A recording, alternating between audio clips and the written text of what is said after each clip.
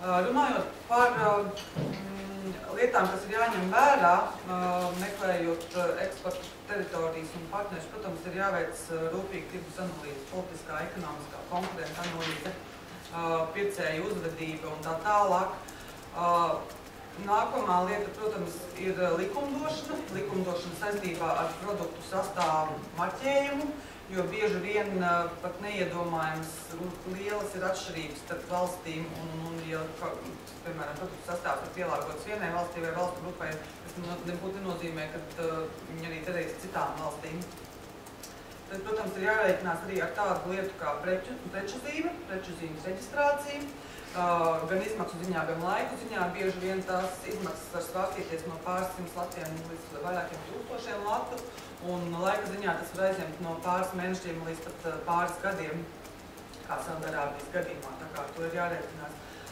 Vēl ir jārēķinās ar to, ka vajadzētu interesējošās teritorijās reģistrēt domēnus, jo bieži vien mēs paši pat neesam noreģējuši un kādi varbūt ļaunprātīgi interesanti vai konkurenti ir mūsu vārdā reģistrējuši valstīs X šos te domēnus, un tā kā internetu vide ir arvien nozīmīgāka mūsdienu ekonomikā, gan kā komunikācijas līdzeklis, gan kā tirdzniecības līdzeklis, tā kā es ieteiktu arī par šo lietu padomāt.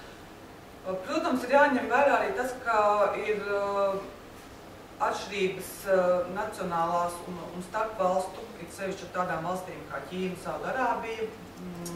Piemēram, Saudarābijā nevarēja doties uz tirdzniecības vietu atlasi, tāpēc, kā izrādās sievietes līdz 40 gadiem nevar ieceļot Saudarābijā, kas man likās kaut kas tāds ļoti neiespējams lietas, ir patiesībā tas tā notiek, un valstīm, par kurām mums ir maz informācijas, viņa tajās nedarbojas tāds loģika, kā mums šķiet pašsaprotamai. Saudarābijā, piemēram, sievietes ķermeni nevar izmantot mārketinga materiālos, kas mums kā kosmētikas ražotājiem ir pieņemta lieta, ka dažāda veida plakātos un akcijās mēs dažādi reklamējam produktus saistībā ar sievietēm.